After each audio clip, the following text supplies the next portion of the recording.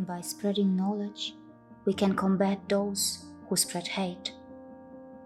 But can we also make it work for Hindus who frequently face various forms of insults and abuse? What is the source of such insults? Is it the hatred in their hearts that some people hold for them? Or is it the overall limited understanding of the global community regarding Hindus, Hinduism, and Sanatan Dharma? In America, despite their immense contribution to wealth generation and philanthropy, and despite being the most educated religious group, Hindus are not regarded as warmly as Catholics, Jewish people, and evangelical Christians. Why? On occasions, even Hindu temples in America have been vandalized, and in the 1980s and 1990s, they were openly attacked in New Jersey by an American hate group, the Dotbusters. Within India and abroad, from Winston Churchill and Charles Dickens to recent incidents, the trend of vilifying, mocking, or hurting Hindus appears to be quite old and systematic in nature. They were not ordinary people.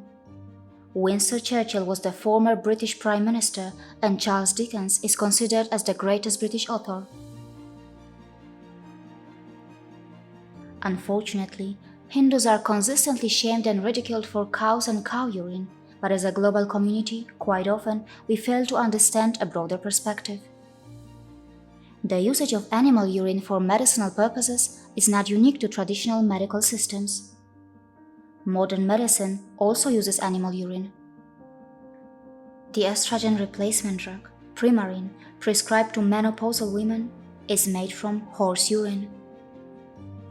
So if the global community, which likes to be known as progressive and modern, is using horse urine-based medicines, why can't Hindus use cow urine for medicinal purposes? The Hindu traditional knowledge system of Ayurveda uses cow urine in the process of medicine preparation. Hindu knowledge systems of yoga and Ayurveda have their benefits spread across many nations and communities. The benefits of Ayurveda are also recognized and utilized by many Muslims in India. To give you an example, the Himalaya Drug Company, which was founded by a Muslim, Mohammed Manal, uses many Ayurvedic herbs in its products and is widely popular in Western nations where its Ayurvedic products are being consumed and are benefiting many Christians. On numerous occasions, the international media has ridiculed India for investing in research based on cows or cow products. But when American researchers use cows to explore techniques to fight a deadly virus like HIV, nobody mocks America or its researchers. And nobody should. Because as a responsible global community, shouldn't we be grateful for the scientific efforts which are dedicated to treating or fighting various sicknesses and ailments? Can't we understand that diseases do not have any religion? Hindus are also mocked because many feel that they worship cows. If worshipping cows sound irrational and unscientific to you, then so should the Christian behavior of believing in angels. A total of 88% of Christians in America believe in angels. It should be pointed out that angels are not scientifically proven, and America is considered a modern and progressive nation which has reached the moon and Mars. But neither Hindus nor the Indian mainstream media have systematically ridiculed anyone for their belief in angels, in contrast to the way the global community has almost shamed Hindus for their belief of a god element in cows. Do you know that on some occasions, believing in angels has led to murders and violence, but such incidents don't quite become a global story? And they shouldn't. Sensationalism or provocation of religious sentiments by the media and the general public must be discouraged, regardless of the religion. As a concerned global citizen, one should realize that many behaviors and practices exist in all religions which cannot be backed by science. But why is the global community expecting Hindus to prove each and every action of theirs through science? Furthermore, let us not forget that both religion and science can be dangerous or beneficial. It all depends on the intentions of the person who is using them.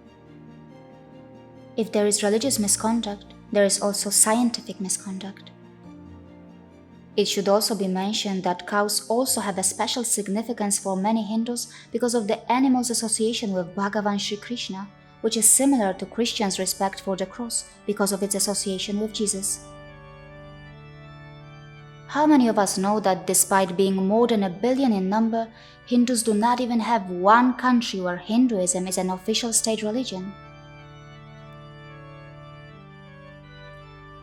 By comparison, 13 countries, including 9 European nations, designate Christianity or a particular Christian denomination as their state religion, and 27 countries have Islam as their state religion. Buddhism is the official religion in 2 countries, and in Israel, the official state religion is Judaism.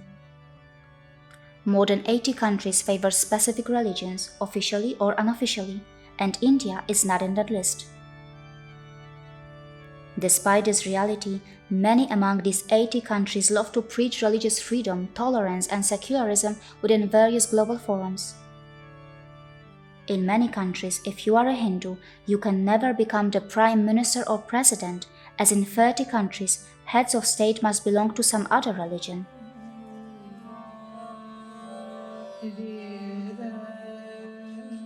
Have you seen the swastika symbol in Hindu homes? No, it has nothing to do with Hitler and Germany. It is a sacred sign which originally belonged to India's dharmic traditions and is many thousands of years old. So please, let us keep our European violent history in Europe and let us not connect it to Hindus unnecessarily. For once, let us thank the Hindu community wholeheartedly for their greatest gift to mankind, yoga. Regardless of your religion or country, please allow yourselves to benefit from this dharmic spiritual discipline. Since Hindus have no doctrine to systematically convert the non-believers, your identity and your native traditions are safe. But remember, yoga's dharmic roots cannot be denied. Essentially, yoga means experiencing union. The dharmic thoughts of karma and reincarnation and the idea of experiencing union are all correlated. There are various physical postures in yoga, like Natarajasana or Hanumanasana, which clearly indicate the sacred Hindu figures. India's dharmic traditions are also unique because they have been able to withstand the test of science and modernity. No, I am not talking about the father of surgery, Maharishi Sushruta, whose statue is placed in the Royal Australia College of Surgeons in Melbourne. Neither am I talking about the renowned 18th century English surgeon Joseph Constantine Carpue, who performed the first rhinoplastic surgery in England after learning the technique from India. I am more interested in talking about things which are more relevant to our present lives, for example depression and anxiety. Hindus have an answer to those problems with yoga and meditation.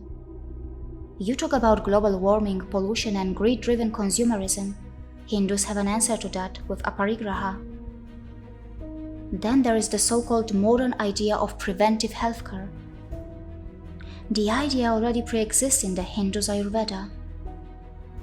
Let's be grateful to Hindus and give them credit where it's due. Hindus believe in questioning and self-exploration.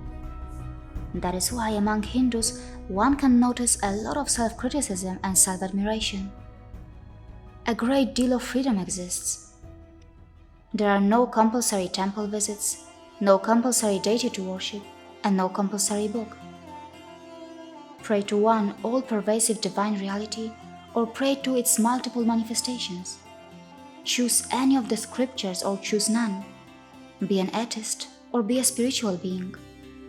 There is absolutely no compulsion for Hindus. Well, if you don't like any of the pre-existing traditions, and if your intentions are good, then create your own unique traditions.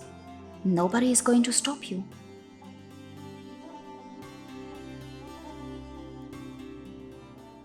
Branding India's Jati, Kul, Varna and Gotra as caste, a word which actually has Portuguese origins, is a reckless oversimplification. As far as birth-based discrimination is concerned, India has consistently worked on it in a very complex political atmosphere, and it still remains a work in progress. However, India has made significant improvements in that regard. The members from the so-called backward or low caste communities have already held top ranks such as Chief Minister, President, and Prime Minister. So I urge the global community to act responsibly by properly studying the subject of caste from genuine sources before making a statement on the so-called caste system. Don't you think that if we truly believe in pluralism and tolerance, we should also accept Hindus the way they are, without being intolerant of their gods by calling them false gods, and by not shaming Hindus for their unique ways of worship? Lisa Jane Miller is a professor who is best known as a research scholar on spirituality and psychology. She writes, "The Rig Veda, the most ancient Hindu scripture, says this: truth is one, but the sages speak of it by many names." A Hindu believes there are many paths to God. Jesus is one way, the Quran is another, yoga practice is a third. None is better than any other. All are equal. The most traditional conservative Christians have not been taught to think like this. They learn in Sunday school that their religion is true and others are false. Jesus said, "I am the way, the truth, and the life. No one comes to the Father except through me." What Professor Miller has written can actually be confirmed by a random visit to various worship places in India. One can find the followers of India's dharmic traditions praying in Hindu or Jain temples, Buddhist temples, Gurudwaras, Muslim shrines, and even churches. It is the spiritual awareness of a typical Hindu which enables him or her to find divinity everywhere. On the other hand, the followers of non-dharmic systems cannot be easily spotted in dharmic places of worship. Give it a thought. Is being tolerant really that respectful?